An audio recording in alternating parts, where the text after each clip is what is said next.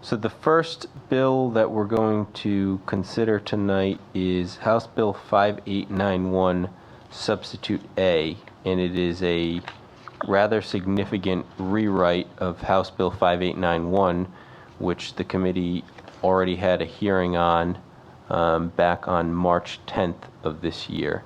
So we have several witnesses signed up to testify on 5891 in 5891 Substitute A.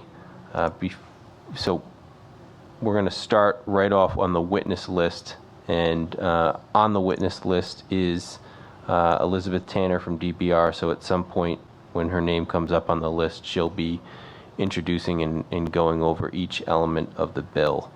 But in the meantime, we're going to take the witnesses in the order that they appear here, and the first one signed up is Andrew Tights.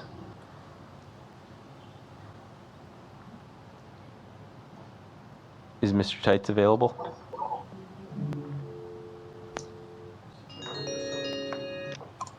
Okay. Good afternoon, Mr. Tights. How are you? Yes. Okay. We're here discussing House Bill 5891 and 5891 Substitute A2. Yes. You are signed up in support, so you have the floor. Yes. Okay. So, I've turned off the TV, so I'm not feedback. Am I on? Yeah, take your time. Oh, sure. Hello. My name is Andrew Tights, T as in Thomas, E-I-T-Z, and I'm an attorney with about 35 years of practice in municipal law in Rhode Island, and I'm also a certified professional planner.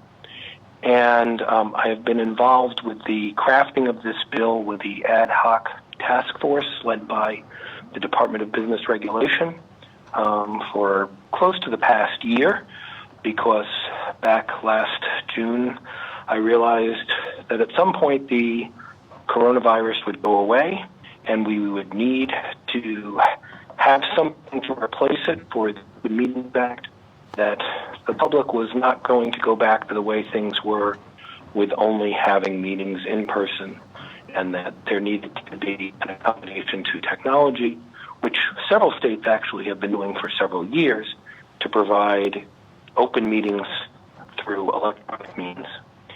And I'm not going to get into any of the details at this point. You have the bill in front of you. I'm happy. I guess this format does not allow you to ask questions of me, but I strongly supported this.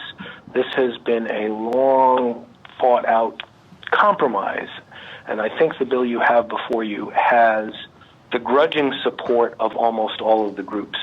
We've dealt with Common Cause and the ACLU and several other public groups and the League of Cities and Towns, and I'm sure all of us, including myself, don't think that this is the best bill possible. On the other hand, this is the best bill possible because this is the bill that's possible now. Any day now, we will end up with the expiration of the executive orders, and it will create chaos to go back to only in-person meetings. And I think people will also, the public will be very unhappy with that. And I think this bill creates a good compromise, and I think it's important to remember that it does have a sunset clause on it. So this is not going to be something we're going to live with forever.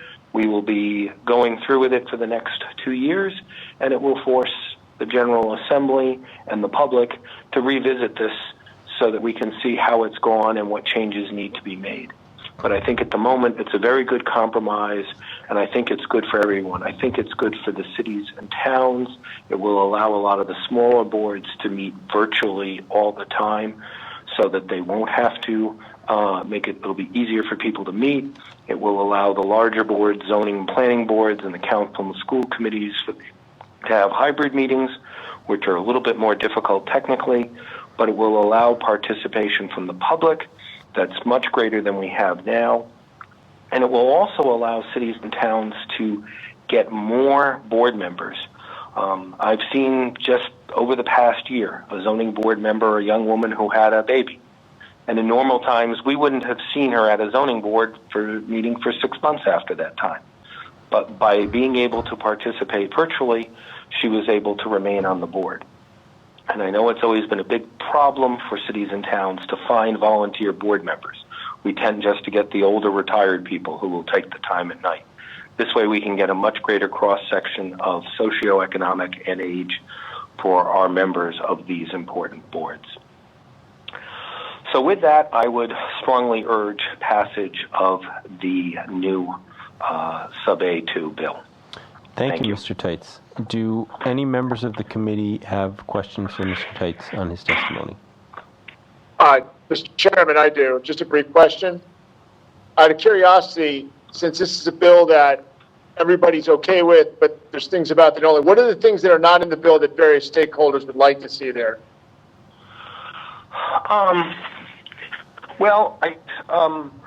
The League of Cities and Towns would like to see money to pay for, there's two elements. One is hybrid meetings require a little bit more technology, and my understanding is that through the Department of Business Regulation, working with the governor's office, that there is an intent to provide some money from the CARES fund so that they're able to purchase the technology, the better monitors and the better microphones.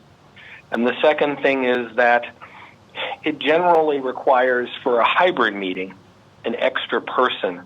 If you think of a radio show and the producer, somebody running the board, someone there who can turn on and off the mics so you don't have the horrible feedback problem of multiple microphones on in the same room. But that does not have to be an engineer. It doesn't have to be an IT person. I'll note that the little town of Scituate has been having hybrid meetings for a while. They found a local person who had the skill, and they were able to hire that person cheaply. The town of Bristol has started having hybrid meetings with its town council. And again, they don't have an IT person running it. They just have an extra staff person to do it. So I think that is a concern there of the money, that it will cost a little bit, or it will cost some staff time. If they can be compensated with comp time, then it's not cash out of pocket. On the other side, I think some of the public interest groups would prefer to see stronger language. We referred to them as guardrails. There is a subsection towards the end which provide that certain items would be used by the Attorney General to try to determine if a violation was willful. It is subsection 424618, and if you'll excuse me, I only have a copy of A1. I don't have A2, but I don't think that changed. And you'll notice there's a lot of things that are essentially best practices, and I think some of the public interest groups would prefer those to be absolute requirements. But on the other hand, a lot of us, including myself, who are at these meetings a couple of times a night, worry that you could have, some of these are just inadvertent technical things, and you wouldn't necessarily want to bring a meeting completely to a close or have an illegal meeting because of one of these things. We have certainly put in information in other sections where if the system breaks down, if the public can't access it, then they do absolutely have to stop the meeting. But these items here are just guidelines. So those are probably the major unsettled issues that I have seen. Thank you. Any further questions or follow-ups from members of the committee? Seeing none, thank you very much, Mr. Tights. Okay, thank you. Next witness we have signed up is John Marion from Common Cause. Good afternoon, Mr. Marion. How are you? Good. How are you, Mr. Chairman? Doing well. We're here discussing House Bill 5891, Substitute A2, and you are signed up to testify. You have the floor, sir. Welcome. Thank you. Again, my name is John Marion. I represent Common Cause Rhode Island. Members of the committee, you've received our written testimony that I'll attempt to summarize here. I'm grateful that you decided to hold another hearing and not just a vote on this sub-A, because much has changed since the legislation was first heard by this committee back on March 10th. I took part in a work group assembled by the Department of Business Regulations that developed this sub-A. I'm grateful to have been included in that group, but regretfully, my organization dissents from its conclusions. As written, this sub-A would allow fully virtual meetings to occur for 2 full years, and we are very concerned that in that time, bad practices will become the norm, and the Open Meetings Act, one of the pillars of open government in our state, will be undermined. We respectfully request that the committee consider a 1-year sunset. As we emerge from the pandemic and public bodies increasingly meet in person once again, we will get more data about how much demand there is for change, and next year's legislature can craft a thoughtful, permanent solution. Common Cause is committed to finding a permanent solution that preserves the good while preventing the bad, all the while increasing both public access to our government and participation in our government. In the meantime, we also believe the current sub-A needs to be amended to put in place additional safeguards and to firm up those that have been included. Again, please see our written comments for the full details. I'll call very briefly your attention to 3 specific concerns. First, as written, the sub-A would allow public bodies who meet in person to exclude the public from attending in person. The public should be given the same opportunity as the members of the public body to attend in person. As written, the sub-A would allow elected bodies to hold telephone meetings only, literally hiding from the voters who elected them. Finally, as written, public bodies could deny members of the public a copy of any document they are voting on, and the only recourse is for the member of the public to file an APRA request, which could take 10 business days to fulfill. And I should point out, since March 10th, when you first heard the bill, we saw that happen with the Providence City Council Finance Committee, where they passed the city's budget, $510 million, without providing the public or the press a copy. Common Cause Rhode Island strongly urges the committee to look at our written testimony, along with that of the ACLU, Access Rhode Island, the New England First Amendment Coalition, the Rhode Island Press Association, and the League of Women Voters of Rhode Island, and consider amending the bill so that it protects the public interest. I'm happy to answer any questions. Thank you. Do members of the committee have any questions for Mr. Marion? Mr. Chairman, I just have a comment. I'm sorry, I'm in a car. I don't mean to step on anybody else, but I can't see who else is speaking. May I proceed? Go ahead. Just real briefly, I don't have the bill in front of me, but 2 things that John just brought up that I do have concerns about. One, I don't like the idea of telephone-only meetings, but more importantly, if there's something in there that allows people to hold a live meeting but exclude the public, which I realize is what we're doing right now, which I don't like either, but that's a different story for the time. I don't think that's appropriate. I think if you're going to have a board or somebody meet live and in person, and there's not some health emergency, there's absolutely under no circumstances should they be allowed to exclude people from attending live and in person. Just want to throw that out there. Thank you. Mr. Chairman, can I address Sure. Representative Newberry's comments?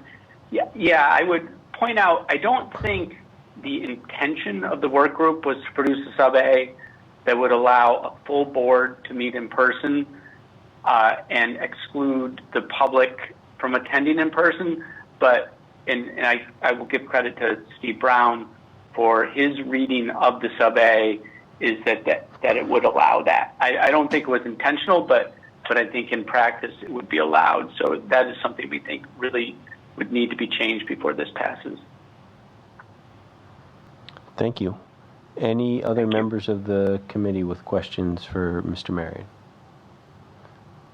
Seeing none, we will move to our next witness, Elizabeth Tanner from the Department of Business Regulation. Good evening, Ms. Tanner. We're here discussing Representative Marzolkowski's bill, House Bill 5891, and substitute A2 of that bill. And you are signed up in support, so you have the floor to testify and perhaps review the amendments to the bill and address any questions that committee members might have. Welcome. Thank you very much, Representative Shanley. Thank you to the members of the committee. One of the questions I often get is why is DBR part of this effort? And so I'll just explain briefly that when the pandemic started, DBR was assigned to handle municipal concerns. And there were a lot of municipalities who said that their plan was not to continue on government until this was over. You know, when we all thought this was only going to last a month or two. So we've been involved with this from day one. So I just wanted to point that out because a lot of people ask that question.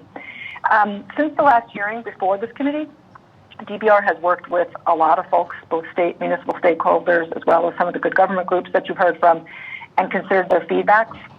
We listened to that, and we have introduced a lot more flexibility into this legislation. I think, as Mr. Tight said earlier on, this is a bill that nobody loves and nobody hates, and that's when you know it's usually pretty good legislation. The bill is definitely a compromise, and every government on the planet is trying to figure this out.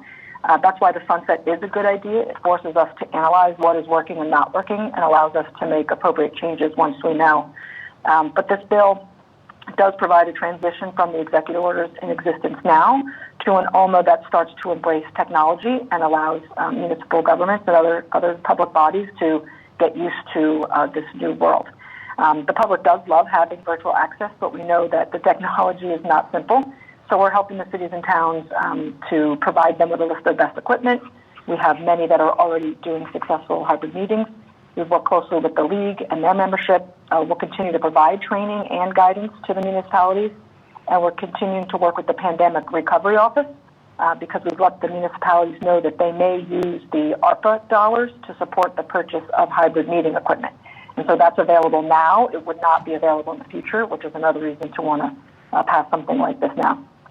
So upon passage, all public bodies subject to OMA would be able to choose to have a traditional all-in-person meeting, a hybrid meeting, or an all-virtual meeting. That's from passage of the bill until January 1st. So we created a much larger implementation date based on the feedback from municipalities.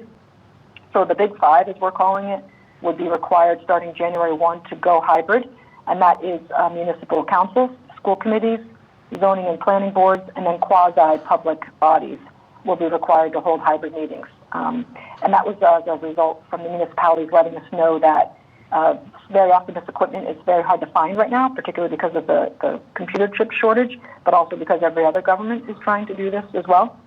And they needed more time. They've been already told that it's going to take a little longer for them to get the supplies that they need. There would be an exception to this, and that would be in-person meetings only may still be held for these five. So if they needed to have a site visit or there's workshops or there's meeting of subdivisions, there's an exception there. But all other public bodies under OMA will still have the option for in-person only meetings. And so we also picked July 1st, 2023 for the sunset based on some feedback from this committee to provide for both the legislature and interested parties 2 full legislative sessions to make any changes. And then why do we need to pass legislation now is really about if without legislative change, everything that we've advanced, all of those virtual and hybrid meetings must cease. We have no way to go back to that. So we have to pass some bill now. Otherwise, we go back to exactly what was happening before COVID, which is 100% in person with no other ability to do anything else. And while some folks might want that, what we're hearing is that the majority of the public and that many of the public bodies like the flexibility. They like the ability, particularly for the winter months, or should the pandemic come back a little bit in the winter next year. And so amending the Open Meetings Act now will help us to maintain this forward progress. And very importantly is the municipalities also have access now to the federal funding for the equipment, and they won't in the future. There are over 3,500 public body boards to keep in mind, and so while we've got the big five, as we call it, there are also quite a few others that still want this flexibility. And there's an equity piece to it. You know, the increase in public participation that many municipalities have talked about during the pandemic showed that remote public access is an equity issue for people. You've heard about the people with children, the seniors who don't want to necessarily be in public with other folks, trying to get a quorum, trying to get people to be on board. You know, there's a lot of reasons for this as well. So there were a couple of comments made about concerns that folks had. And as far as the OMA and having folks only be in person, while it could happen, that's a possibility. We have not heard of too many complaints. I know in the beginning there was Zoom bombing that got resolved. So we're making our way through any problems that are rising. If you did find a board that was meeting entirely remotely and virtually, and their constituents wanted them to be in person, I would imagine that the public would demand that, and that body would be required to do that. The easiest way to hold a meeting is in person, and we do expect most public bodies to return to traditional in-person meetings as soon as possible. There are many who want to be there. It's usually that occasional person who cannot be there that we're aiming to address.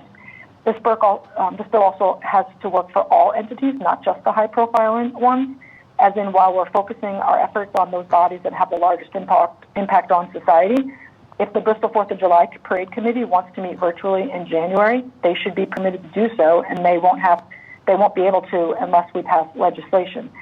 We also don't want to require all of those public bodies to have a hybrid meeting, because if the Bristol 4th of July Parade Committee wants to meet virtually in January, it could be more challenging and expensive for the town of Bristol to have the IT hybrid piece for every single public body. So this bill is again a compromise to try to focus on those bodies that have the most effect on our communities and our citizens. Any new requirements like recording meetings and posting meetings material online must have bright line rules that are easy to follow. And in fact, I know some of the concern that has been raised is that those meetings are not posted fast enough. I would say that there is actually no requirement to post recorded meetings for anything right now. And so this legislation introduces something that is more than what is required right now. There was also concern about, we've seen in some testimony about appearing in public and turning your cameras off. And while we do agree that most members of the public bodies should be online, the reality is that sometimes they do want to eat dinner or run to the restroom or have a child by their side and want to go off camera. And we could not, we wanted to have that flexibility for the members like they would have in a public situation, as well as not having to make the clerks responsible for any kind of penalty or enforcement against folks who are not there. So again, you would like to think that the public will demand that the public official will be on the camera as often as possible. And so, in summary, I mean, the bill is not perfect. Again, every government in the country is struggling with it. That's why we have this sunset. We're all struggling with how to do it best. But going back to the way things used to be, I don't think the public would allow us to do that. And so I think we'd find ourselves with some pretty angry constituents trying to do this, as well as our public bodies. Many of them still want this. So with that, I guess I'll take any questions from the committee. Thank you very much. Are there any questions for Ms. Tanner from members of the committee?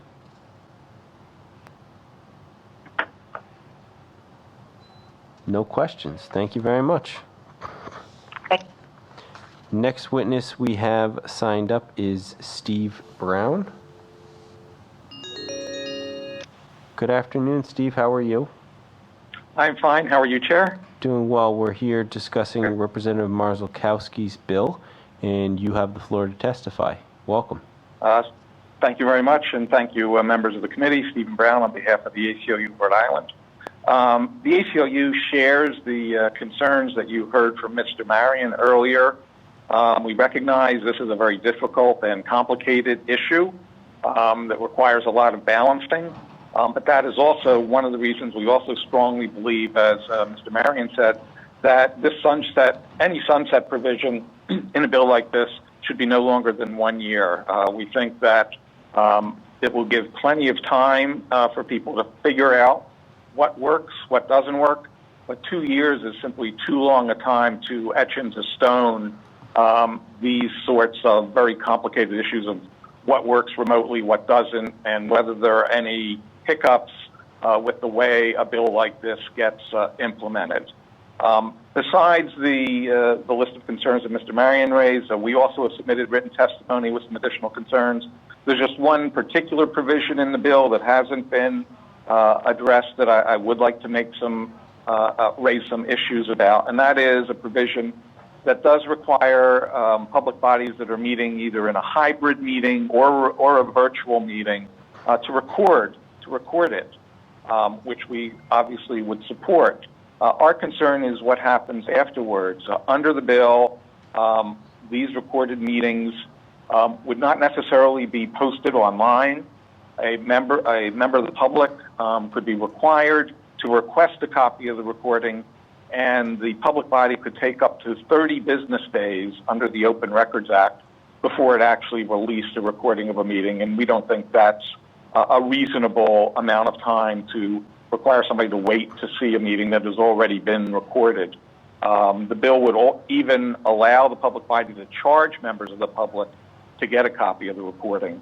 And then another concern we have about that provision is that it provides that any of these recordings could be destroyed by the public body after 200 days.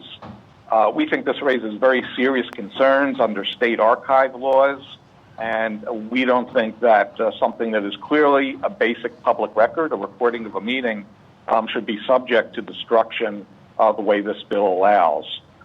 So again, just to sum up, we hope that in considering this bill, in passing any version of this legislation, we hope you will scale back the sunset clause to 1 year, and we hope you'll consider adding some of the additional safeguards that are in our written testimony and the verbal testimony you've heard so far. With that, I'll be glad to answer any questions. Thank you. Are there any questions? Representative Agello has a question for you, Steve. Mr. Brown, I noticed also that 200-day maintaining of the record, and I'm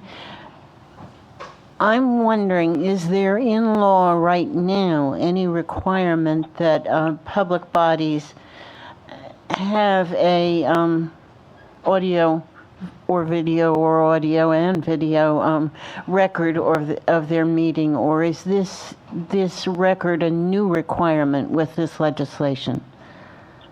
It is a new requirement, but so is the ability for public bodies to hold hybrid or virtual meetings, and that's what this provision deals with: hybrid and virtual meetings, not in-person meetings. And so both of them are new. The recording requirement is new, but so is the ability of these public bodies to meet through Zoom or some other way that is not in person. And presumably the recording would be easier than otherwise if the meeting is being held virtually. I would argue so, yes. Yes. Okay, thank you. Any other questions from members of the committee for Steve Brown? Chairman, can I? Rep. Newberry, you're coming in, your reception isn't great. You're a little bit garbled.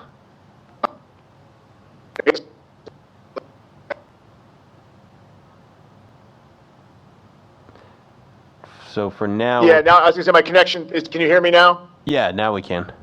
All right, never mind. Okay. Any other members of the committee with questions or comments for Mr. Brown? Seeing none, thank you very much. Actually, my connection just came back in, Evan. Can you hear me now? Yeah. I was going to make one comment, and it was I agree with what Mr. Brown said about if we're going to record these things anyway, they should be available on a website. But my caveat is, the General Assembly, we have all of our stuff dating back to when we revamped it. I think it was 2013. It's all available. Prior to that, you had to, if you wanted, it was recorded, but you had to request it from Capitol TV. You would get it on a CD. We have a full-time Capitol TV staff. I mean, I imagine it's quite expensive to do.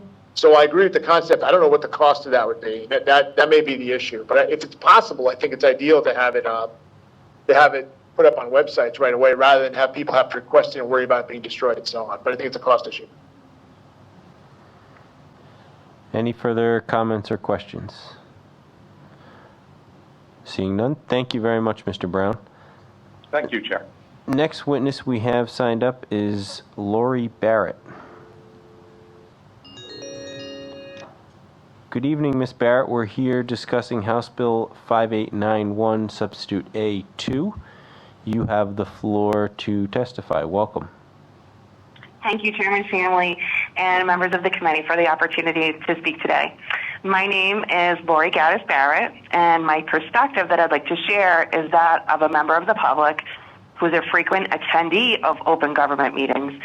And also I volunteer on a local commission, and I'm responsible for hosting public meetings. And as you stated, I do support 5891.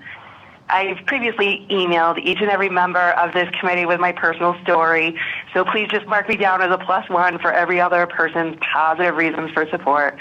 But today I'd like to focus my testimony addressing some of the criticism that I'm hearing about this bill, both anecdotally and having viewed the previous hearing on this bill back on March 10th. And the areas of concern seem to fall in 3 general categories. First, that it's too hard to implement, or that it's too expensive, or that the sunset date is too far in the future. So with regard to implementation, the people of Rhode Island rose up and we got it done when the pandemic first hit, and we can do it again now that restrictions are being lifted. We've been holding meetings virtually for over a year now, and I just feel that, I'm sorry, I forgot the gentleman's name, but if the town of Situate can figure this out all on their own and hold hybrid meetings, inexpensively, and they're doing it already, I just hope that the committee can recognize that, we can do this. And as far as the expense, thank you to Ms. Tanner for describing some of the benefits, fabulous benefits available with the federal money and providing some of the equipment. And again, I don't know if this really has to be all that expensive, which is good because I live in a rural town and we don't have an extra $100,000 laying around to buy new equipment, right? So that's the other reason, again, as a member of the public, I urge the committee to act as quickly as possible. I know today's just a hearing, but I'd really like to see something happen with the recordings as well, because we're recording it now. It is as simple as uploading a recording to a website. And while there may be some storage concerns, storage is cheap nowadays on a website. And finally, with regard to the sunset date too far in the future, again, as a member of the public who attends these meetings, I want this to be permanent. I love it. And I recognize that we're making a compromise here, but nonetheless, I would like for you to know that the people of Rhode Island want this. The people of Rhode Island need your help with us. And this bill is really, I see it as a unique opportunity to demonstrate some leadership and supporting open and easily accessible government operations. And I'm happy to discuss it in more detail offline or answer any questions right now. And thank you again for the opportunity to speak. Thank you very much for your testimony. Do any members of the committee have any questions for Ms. Barrett at this time? Seeing none, thank you again for your testimony and your enthusiasm on the issue. Thank you so much. Bye. Next witness we have signed up is Randall Rose. Good evening, Mr. Rose. We're here discussing House Bill 5891, and you have the floor to testify. Welcome. Thank you, Mr. Chair and members of the committee. Yes, I am very much opposed to this bill. It's a bill that prevents. It's a bill that absolutely allows every level of government, every body of government to absolutely prevent members of the public from being present, even when there is no COVID emergency, and it allows that for a full period of 2 years. It means that many public bodies will choose not to allow members of the public to be there in person. The most you will be allowed is to call in and make a brief comment by audio. You will never see the other people there. You will never get to meet the officials or to see the other residents who are concerned about this. You won't be able to hold up signs or to speak or to show something to the members of the body. You can't hold anything up to show them, any exhibits or examples. It just leaves people alone in their room with no physical contact, and it sends the message that people's voice doesn't count. You won't be able to see anyone's reaction because often they cut out the video in the video feed when some member of the public is testifying, as they're doing right now. I've often found in this past year that when you sign up to speak remotely, they often forget to call you. They lose your registration, you're not called, and you can't object because you're not there in person. In so many ways, it just leaves the public isolated, sets up a barrier between the public and the officials, and it means that officials who don't want to face the public over something they're doing is not what they want. This is the first bill that attempts to weaken the Open Meetings Act in many, many years, and it drastically weakens our protections for open meetings and allows that to be in place for 2 years until past the next election. This is totally wrong, and I find it very troubling that even after the House has decided it's safe to meet in person, if you're all physically assembled there at the State House, meeting as a body and having floor votes, but when it comes to members of the public wanting to speak, suddenly we're not allowed to be there, even when we're fully vaccinated wearing masks. There's no COVID reason for doing that. There's no public health reason for doing that. In fact, I have trouble seeing any public health reason why the COVID emergency is being extended more and more, except that evidently there's an effort to pass this bill and keep members of the public away from physically being present at official meetings, and you want to pass it before the COVID emergency is officially declared over. No. This is wrong. We have a right to be there when important decisions are taken.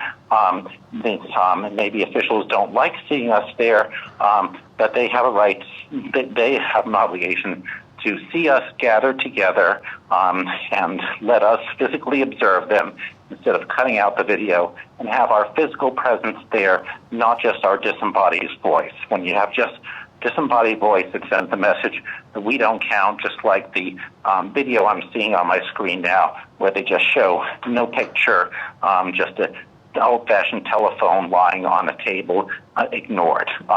This may be how a lot of politicians like to see it. It's not what I like, and it's not what the Open Meetings Act should be about. This bill must go. Thank you.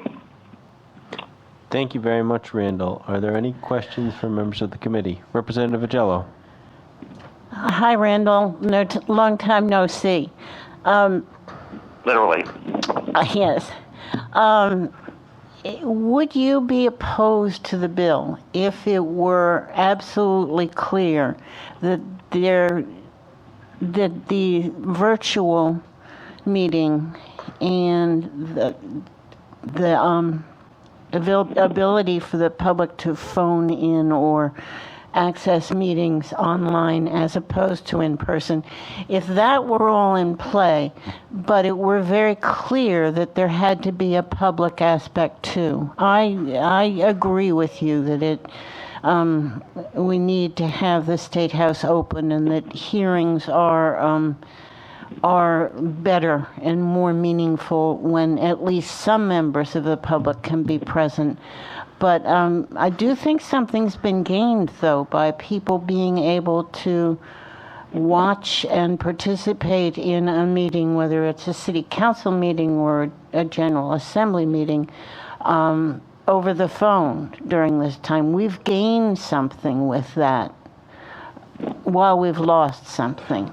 So my question is, if it were very clear that public participation would be allowed, if not encouraged, whenever possible, along with these other adjustments, would you still be opposed to the legislation? I addressed that in my written testimony, actually, Representative Agello, and yes, I do agree. While we've had this COVID emergency, we've had to do some things differently. I understand that there are pluses and minuses. That doesn't mean that we have to keep the minuses after the emergency is over. Doesn't mean we have to be keeping the minuses now that the House is meeting in person and a lot of people are ready to meet in person.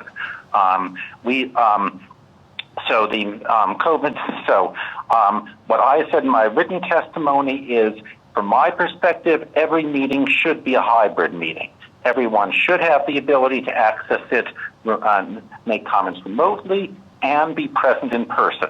There's no reason why a step forward has to be combined with a step back. We have never taken a step back in the Open Meetings Act.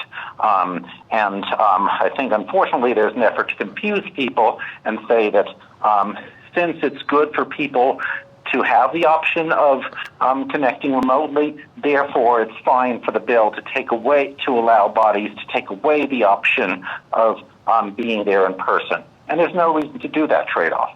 I would prefer saying at some point that every meeting should be a hybrid meeting. Maybe you have a phase-in date, so it doesn't have to be done immediately. But that's the way to go in future.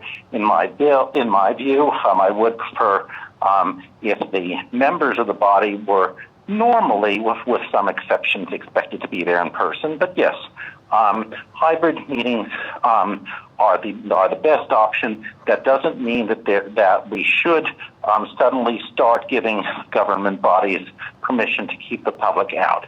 There's no justification for that, and I do think that this bill does nothing to encourage hybrid meetings. Hybrid meetings have always been allowed. They would have been allowed even without COVID. They were allowed in the past. This bill does nothing to help them. It just says now every government body gets the right to keep the public out physically while being required to have remote access, which may be just a phone call with no video or anything. So I don't think that's a good trade-off, and I think we're going to see it's worse and worse as time goes on. So definitely that should not be allowed. Thank you very much, Mr. Rose. Any additional questions for Randall? Seeing none, thank you very much for calling in, Randall. Thank you, Mr. Chair. Next witness we have is Jordan Goyette. Good afternoon, Jordan. We're here discussing House Bill 5891, and you have the floor to testify. Welcome. Thank you, Chairman Shanley and members of the committee. I'll be brief because a lot of great testimony has been said about this bill already. I think it's clear, probably to everybody else listening and you all, that some work still needed on it. Some tweaks around the edges, of course.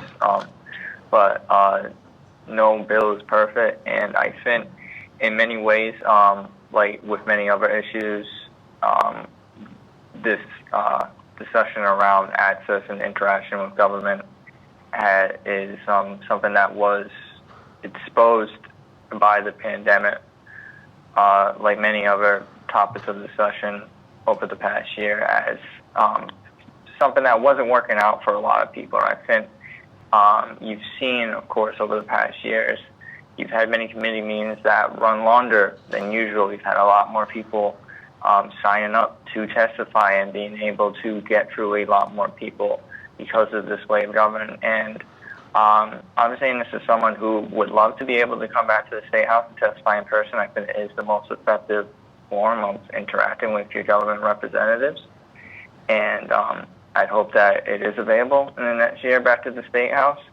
But I feel like this policy that you're discussing tonight is more reflective of the 21st century world we're living in today, and more reflective of how people's daily lives play out. I've heard personally from people over the past year that they liked it because they can wait for their turn to testify, and while they're waiting, they can cook dinner for their families. Or been heard during a previous hearing that this committee told people waiting to testify in a bill that had a lot of witnesses and it was being held to the end. They said oh, you can go ahead, take a nap, have something to eat. And so I think for many reasons you should move forward with some version of this bill because it is just more in line with how our daily lives play out, how we interact with our government. And I, of course, believe that there should obviously be an in-person element allowed going forward, but this should also be allowed as well. And that's all I have. So thank you very much for the time. I am by no means an expert on the topic of the Open Meetings Act or and such, but I'd be happy to take any questions. Thank you. Any questions for Mr. Goyette from members of the committee? Seeing none, thank you very much for calling in. Thank you.